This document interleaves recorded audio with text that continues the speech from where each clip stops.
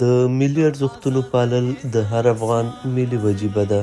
په همدې موخه دا ګڼ شمېر ځوانان د خپلواکۍ د 105مې کلیزې د لمانځلو په موخه روان دي.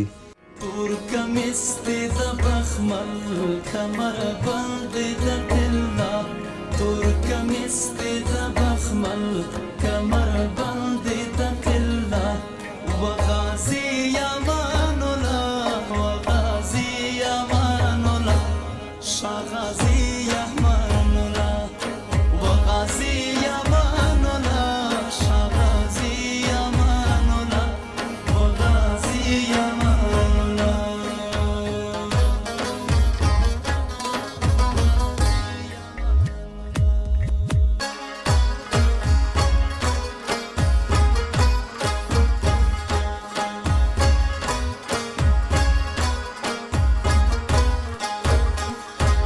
نقشه کې کور د افغان جوړ شو غازي امان الله شغازي امان الله.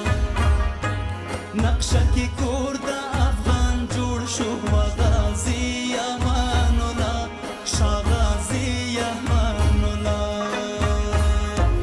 سل کاله پس دې په دعا کې یادونه وغازي امان الله شغازي امان الله. تور کمیس دې د بخمل کمر بند د طلا، وغازي امان الله شغازي امان الله شغازي امان الله وغازي امان الله شغازي امان الله وغازي امان الله.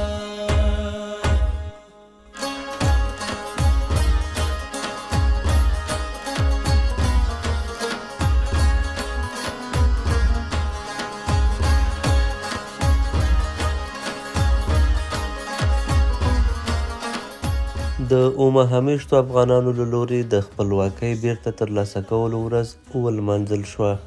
دغه پروګرام چې په نیبراسکا کې د میشتو افغانانو ټولنیز دفتر له لوري ترتیب شوی و، د ګڼو ځوانانو سربیره پکې مشرانو او میرمنو هم ګډون کړی و. د پروګرام پیل د قرآن عظیم الشان د مبارکو آیاتونو په تلاوت سره وشو. بسم الله الرحمن الرحيم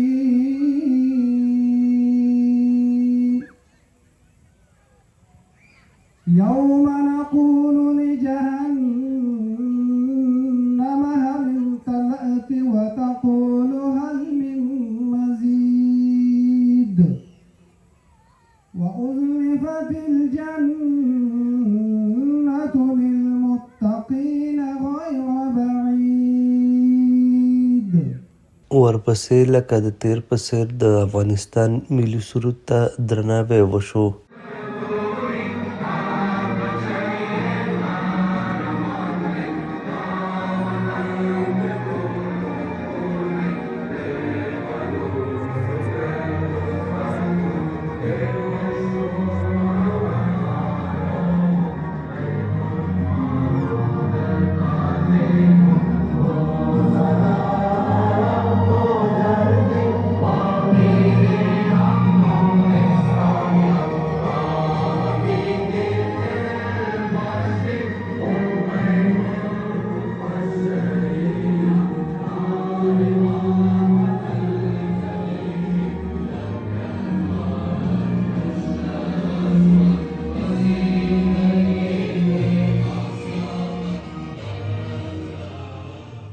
وروسته په نیبراسکا کې د میشتو افغانانو ټولنیز دفتر مسؤل محمد سایل د ځوانانو احساسات وستایل چې په داسې پروګرامونو کې په پراخه توګه ګډون کوي.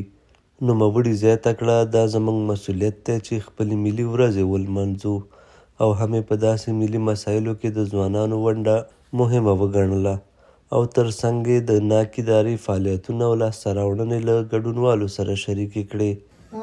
مختلفو مسایلو کې لکه کورنۍ تاوتریخوالی، مختلف نور مسایلو چې هغو ته زه نه غواړم چې ډېر پکې خبرې وکړم، خو هغه مسایل چې په هغه کې زموږ او تاسو خپل افغانان ډېر ملګري ډېر دوستان په مختلفو جرمونو باندې بندیان شول.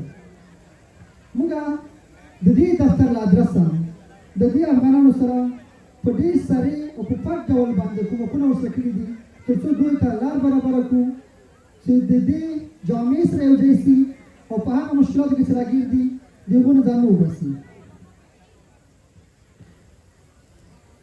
دوستانو د دغه دفتر په باره کې موږ نوي معلومات دغه دي اوسني معلومات چې په 2024 کال کې په نبراسکا کې د افغانانو ټولنیز مرکز خپل دفتري ساعتونه د تېر په څېر چې په هفته کې یو وار اوس د هفتې 4 ورځې د خلکو پر مخ باندې واخلي. غواړم له هغو ملګرو همکارانو ټولو لپاره څه هم مننه وکړم چې د دغه برنامې په تنظیم کولو کې زحمت او هلې ځلې کړي دي. د غونډې په جریان کې د ګډونوالو له لورې د شاه غازي امان الله خان د ژوند او کړنو په اړه معلومات، مقالې او شعرونه وویل شول. شاه غازي امان الله خان په 1892 میلادي کال د کابل په پغمان کې زیږېدلی. نوموړی د امیر حبیب الله خان زوی او د امیر عبدالرحمن خان لمسی دی. مور یې سرور سلطانه بیگم او میرمنه یې ملکه ثریا نومیده. دست و دهان بسته و فریاد آمدیم، یعنی تمام خون جگر را گریستیم. در سرزمین حادثه و دار بسته علم، روز و شب و سیاه هنر را گریستیم. په تدبیر کې د بام سوری بند نکړه نو دا تقدیر دی چې هغه کوټه به ساسي. فراز باغ با صفای تو و دوردست مه گرفته و پر گشودم.